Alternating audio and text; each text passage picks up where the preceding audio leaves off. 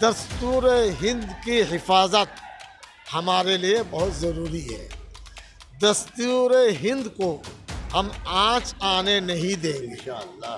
ज़रूरत होगी ये मस्जिद से भी आवाज़ उठाए।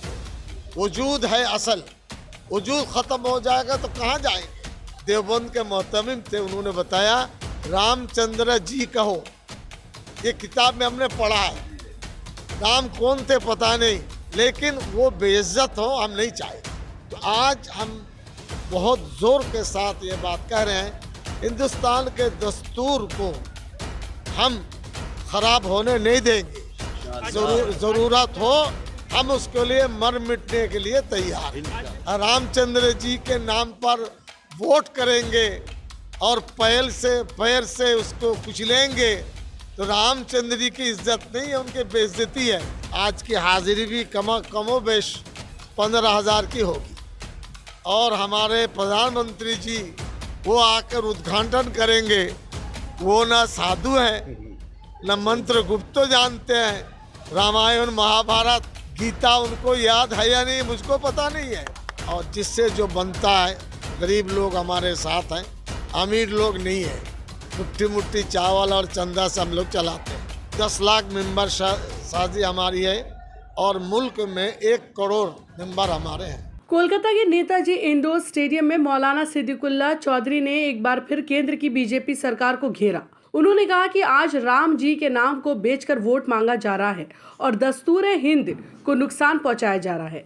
दरअसल महानगर कोलकाता के नेताजी इंडोर स्टेडियम में जामियत उलमाए हिंद के जानिब से 100 साल पूरा होने का जश्न मनाया गया। साथ ही आने वाले दिनों के लिए मुकम्मल एजेंडे को लेकर काम करने का अहद किया गया। इस दौरान बताया गया कि जमीयत उलमाए हिंद 103 सालों से आवाम की खिदमत कर रहा है। यहाँ तक कि आज़ादी की लड़ाई में जमीयत ने अहम रोल अदा किया है, लेकिन मुल्क में चल रहे मौजूदा हालात को देखते हुए अभी भी कई एजेंडे हैं जिन पर काम करना जरूरी हो गया है। आइए सुनते हैं। जमीयत उलमा हिंद 1919 में कायम हुआ था। 100 साल गुजरने के बाद चौथे साल में हम लोग पैर रखे। तो कोरोना, इसी तरीके पर लॉकडाउन और तूफ़ान वगैरह आने से ये काम हम लोग कर नहीं पाए।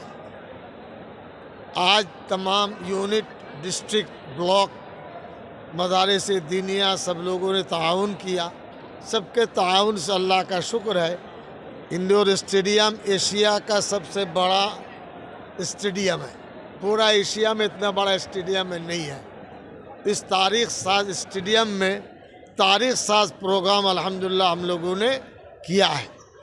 इसमें बीमान बनर्जी आए थे जो स्पीकर हैं, जमात इस्लामी हिंद, अहले हदीस, कलकत्ता हाई कोर्ट के एडवोकेट पीरजादा तहा सिद्दीकी, इसी तरीक़े पर जोगी, ये सब आए थे। और जमीयत के पूरे स्टेट से लेकर ब्लॉक तक जो यूनिटें हैं वो सब आए थे। 10 लाख मेंबर साजी हमारी है और मुल्क में 1 करोड़ मेंबर हमारे हैं। 100 यानी साल गुजर के चौथा साल में हम लोग काम कर रहे हैं।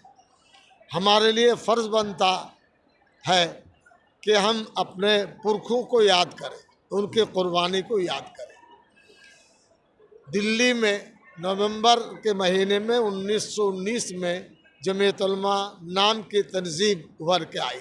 उससे किफ़ायतुल्लाह रहमतुल्लाह अलैह और अब्दुल बारी रहमतुल्लाह अलैह 26 बड़े बड़े लोग उस वक्त थे। बंगाल में भी 1919 में फुरफुरा के बुजुर्ग मौलाना अबू बकर सिद्दीकी, ये उस वक्त जमीयत उलमा बंगला कायम किया था। तो उन्होंने सोचा हम बंगला न रख करके ऑल इंडिया में शामिल हो जाए।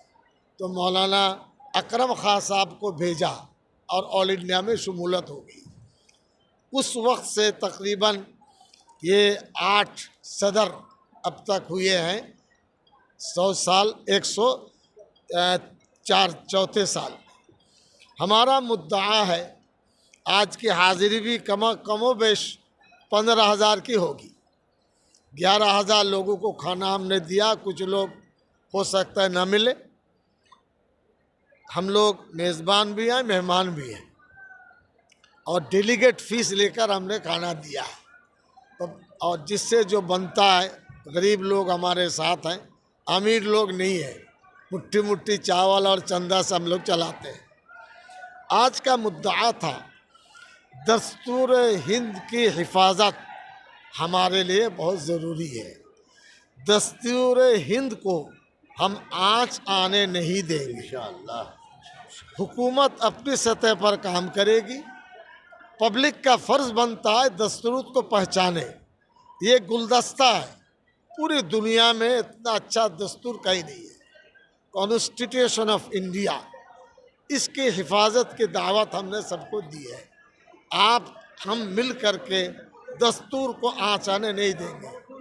विमान बनर्जी ने एक नुक्ता उन्होंने बयान किया, स्पीकर हैं, 1919 में यानी शहरियत के बारे में एक बिल दिल्ली के एनडीए सरकार ने पेश किया। उन्होंने कहा बिल्कुल ये कॉन्स्टिट्यूशन के ख़िलाफ़ है। ये तो मुझको बहुत भारी मसला मालूम हुआ, लेकिन वो संविधान के रक्षा करने वाले तो ये स्पीकर हैं, उन्होंने ये भी कहा है कि पब्लिक ठीक करेगी, हम लोग मुल्क में रहने वाले हैं, ये दबाव और हिंदुस्तान में घिनौनी साजिश ये हिंदुस्तान के कॉन्स्टिट्यूशन से तालमेल नहीं खाता है। तो हमारा मुद्दा है हुकूमत अपनी सतह पर काम करे, लेकिन सामाजिक मिली हैसियत से जिनका जो वजूद और ताकत है, हम लोग उस सतह पर काम करें। ज़रूरत होगी ये मस्जिद से भी आवाज़ उठाएंगे। वजूद है असल, वजूद ख़त्म हो जाएगा तो कहाँ जाएंगे। इसमें एक पहलू ये भी है कि कौमी भाईचारगी ये बहुत ज़रूरी है। हज़रत ख्वाजा निज़ामुद्दीन अवलिया, हज़रत ख्वाजा मोइनुद्दीन चिश्ती आजमीरी रहमतुल्लाह अलैह पूरी दुनिया के बुज़ुर्ग माने जाते, हमारी भी सिलसिला के बुज़ुर्ग हैं। उन्होंने कभी यानी हिंदू मुस्लिम डिवीज़न के बात नहीं की है। इसी तरीके पर मौलाना अबुल कलाम आज़ाद रहमतुल्लाह अलैह, मुफ्ती किफ़ायतुल्लाह रहमतुल्लाह अलैह, शेखुल हिंद रहमतुल्लाह अलैह, मौलाना हुसैन अहमद मदनी रहमतुल्लाह, और भी लोग, बंगाल में मौलाना ताहिर साहब थे, मगराहट के मौलाना अब्दुल साहब थे, यहाँ खान बहादुर मोहम्मद जान थे, सैफुद्दीन कश्मीरी थे, इन लोगों ने बेड़ा को उठाया है। तो आज हम बहुत ज़ोर के साथ ये बात कह रहे हैं, हिंदुस्तान के दस्तूर को हम ख़राब होने नहीं देंगे। ज़रूरत हो हम उसके लिए मर मिटने के लिए तैयार हैं। आज जिस तरह देखा जा रहा है कि हुकूमत जो है वो मेजॉरिटी को लेकर आगे बढ़ रही है। अभी फिलहाल लोकसभा चुनाव से पहले राम मंदिर का मुद्दा देखिए, राम मंदिर में हम खुश नहीं है। राम के नाम पर तो हमारा कोई यानी बदउनवानी नहीं है। हज़रत मौलाना कारी तैयब साहब रहमतुल्लाह अलैह देवबंद के मोहतमिम थे, उन्होंने बताया रामचंद्र जी कहो, ये किताब में हमने पढ़ा है।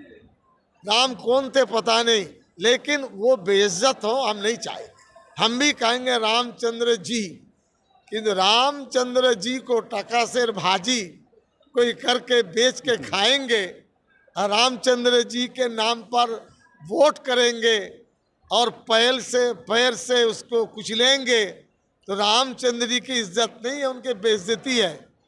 और हमारे प्रधानमंत्री जी वो आकर उद्घाटन करेंगे, वो ना साधु हैं न मंत्र गुप्त जानते हैं, रामायण महाभारत गीता उनको याद है या नहीं मुझको पता नहीं है। ये सच्ची सी बात है। उनको इतना वो घर में मंदिर बनाए राम का, रोजाना पूजे, किसी को बताए मत। और राम ने तो जुल्म नहीं किया था हिंदू मुसलमान, बहुत सैकड़ों साल पहले राम है। राम ने मुसलमानों को ज़बह किया था, मस्जिद तोड़ा था। राम ने हिंदू मुसलमान फसाद किया था और हिंदू राष्ट्र की ऐलान किया था। ये तो राम के मुंह पर थप्पड़ है। ये राम जतन नहीं है, राम को बलि का अरे बकरा बनाना है। इसलिए हम उसको अच्छी निगाह से नहीं देखते। वो प्रधानमंत्री है, प्रचार है, गोदी मीडिया है, यहाँ से आसमान तक पहुँचा दे। पब्लिक अपनी राय देगी 24 में। वहाँ के जो असरात शुरू हो गए, मुझे लगता नहीं है कि बीजेपी हुकूमत पर आएगी। एनडीए जो करेगी करेगी, लेकिन पब्लिक को थोड़ा सा रास्ता मिलेगा। वो झंडा पकड़ेंगे बीजेपी का, वोट देंगे दूसरी जगह। दिल जला हुआ है। हमने ऐलान किया है कि आइंदा 22 तारीख को, यानी आज है शनिचर, इतवार, पीर, सोमवार को मदरसा वाले 9 बजे 1 घंटा तिलावत करें। वो मौजज़ा है कुरान करीम, उसको सामने रख कर अल्लाह रब्बुल आलमीन से दुआ करें। वो दुनिया का है, वो सबका पालनहार है। हमारा हिंदुस्तान का भी रब है और नॉन इंडियन की भी रब है। उनकी बारगाह में दुआ करेंगे, अमन अमान का माहौल बना दे, जालिमों की ताकत को तोड़ दे, मजलूमों को दिलों को जोड़ दे। ये हम कहेंगे पुरअमन तरीक़े पर। उस दिन 1 घंटा तिलावत कलाम पाक बहुत मुतबर्रक है और दुआ कबूल करने के लिए बहुत बड़ा हथियार है। और तिलावत करें, दुआ करें अमन के लिए। और मोदी जी या जो लोग कह रहे हैं कि हम बड़ा काम कर रहे हैं, मुझे जहाँ तक पड़ा यानी बात आई, साधु संत जोगी और जो लोग मंत्र पढ़ते हैं मंदिर में, वो लोग बहुत नाखुश हैं। इसको सियासत का अखाड़ा बना जा रहा है। ये मज़हब से कोई ताल्लुक़ नहीं। 24 को वोट, हाँ कैसे हम उतरे, तमाम हथियार ख़त्म हो गया। अब राम मंदिर, इसमें राम तो पेट भरेगा नहीं, न कारोबार बढ़ाएगा। राम एक मन के साथ ताल्लुक़ रखेगा, आदमी को सद बनाएगा, अच्छा बनाएगा। आदमी अच्छे बन जाए, उसमें कोई परेशानी नहीं। लेकिन झगड़ालू हो गए तो राम के मुंह पर कलंक लगेगा।